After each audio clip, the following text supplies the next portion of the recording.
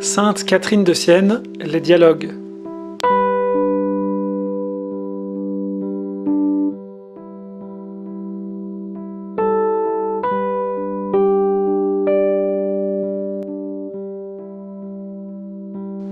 Chapitre 1. Comment l'âme s'unit à Dieu par la prière. Comment l'âme dont il va être question, ravie en extase, adressait à Dieu 4 requêtes.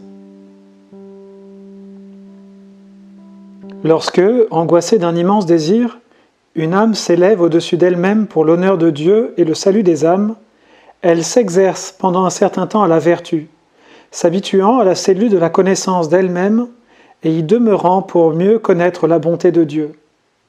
L'amour, en effet, suit la connaissance, et c'est en aimant qu'on s'efforce d'imiter la vérité et de s'en revêtir. C'est pourquoi l'âme ne goûte et n'est jamais aussi bien éclairée par cette vérité qu'au moyen de la prière humble et continuelle, fondée sur la connaissance de soi-même et de Dieu. C'est en effet cette prière qui unit l'âme en Dieu en lui faisant imiter le Christ crucifié. C'est par ce désir, par cette volonté et par cette union d'amour qu'elle devient un autre lui. C'est bien ce que le Christ semblait vouloir dire par ces mots. À celui qui m'aimera et gardera ma parole, à celui-là, je me manifesterai moi-même, et il sera une seule chose avec moi, et moi avec lui. En maints autres passages, nous trouvons semblables paroles, grâce auxquelles nous pouvons voir qu'il est la vérité, et que, par désir d'amour, l'âme devient un autre lui. Pour que cela soit encore plus clair, je me souviens d'avoir ouï dire, par une de mes servantes, que lorsqu'elle était ravie pendant son oraison, Dieu ne cachait point à l'œil de son intelligence l'amour qu'il éprouvait pour ses serviteurs. Bien mieux, il le lui montrait. Il lui disait « Ouvre l'œil de ton intelligence et fixe ton regard en moi. Tu verras la dignité et la beauté de ma créature raisonnable. Mais parmi tant de beauté dispensée à l'âme créée à mon image et ressemblance, admire ceux qui sont revêtus du vêtement nuptial de la charité, tout ornés des nombreuses et agissantes vertus. Ils sont unis à moi par l'amour.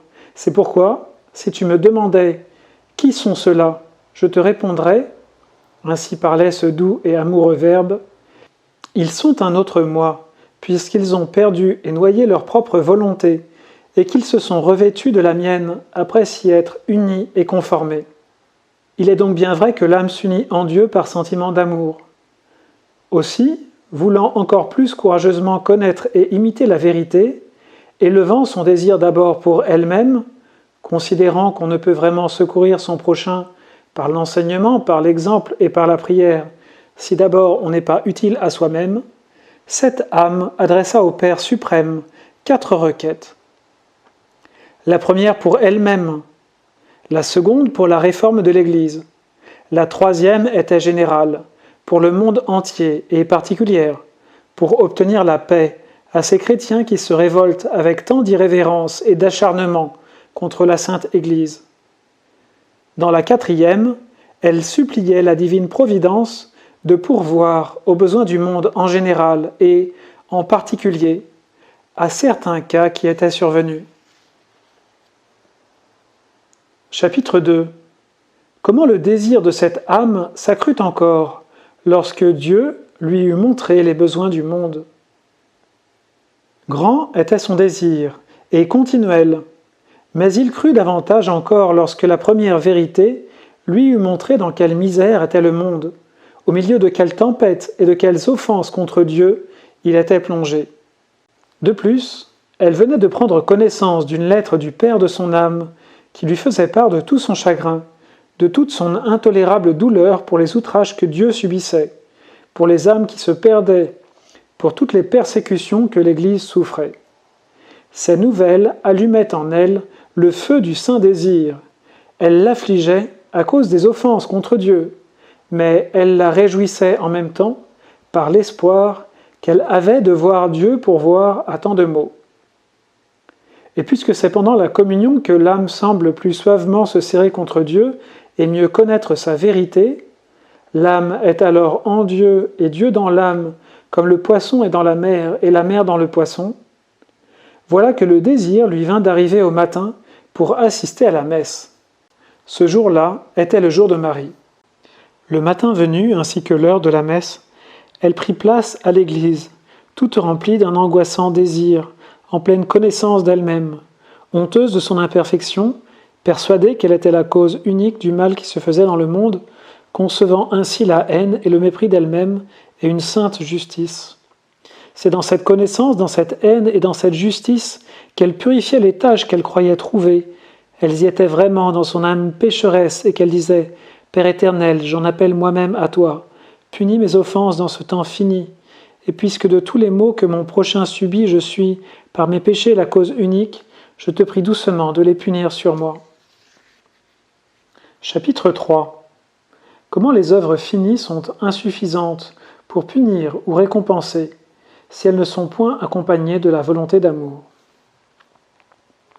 Alors la vérité éternelle, ravissant et attirant à elle plus fortement encore le désir de cette âme, comme cela arrivait dans l'Ancien Testament quand un sacrifice était offert, et alors un feu apparaissait qui attirait à lui le sacrifice agréé, la douce vérité fit de même pour cette âme. Elle lui envoya le feu de la clémence du Saint-Esprit, qui, ravissant le désir qu'elle avait de se sacrifier elle-même, lui dit « Ne sais-tu pas, mon enfant, que toutes les peines que l'âme endure ou peut endurer en cette vie sont incapables de punir la plus légère faute?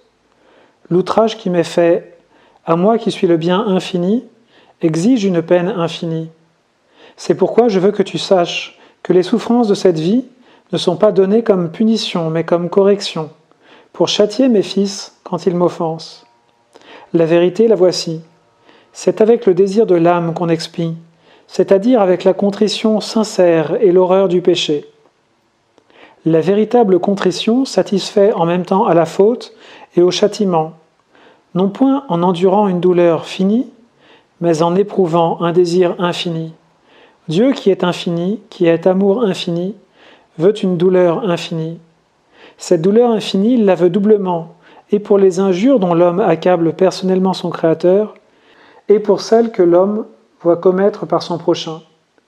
Pour ceux qui éprouvent un désir infini, c'est-à-dire qui sont unis avec moi par amour, et c'est la raison pour laquelle ils s'affligent quand ils m'offensent ou quand ils me voient offensé, pour ceux-là, toute souffrance, spirituelle ou corporelle, de quelque côté qu'elle vienne, acquiert un mérite infini qui expie la faute qui méritait un châtiment infini.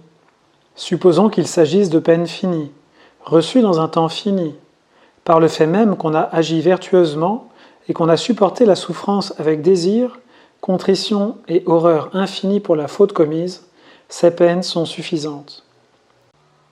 C'est ce que nous montre saint Paul lorsqu'il dit « Quand je posséderai un langage angélique, quand je connaîtrai les choses futures, quand j'offrirai tous mes biens aux pauvres et mon corps au bûcher, si je n'avais pas la charité, rien ne servirait. » Il nous montre, ce glorieux apôtre, que les œuvres finies sont insuffisantes, aussi bien pour punir que pour récompenser, si elles ne sont pas imprégnées de charité.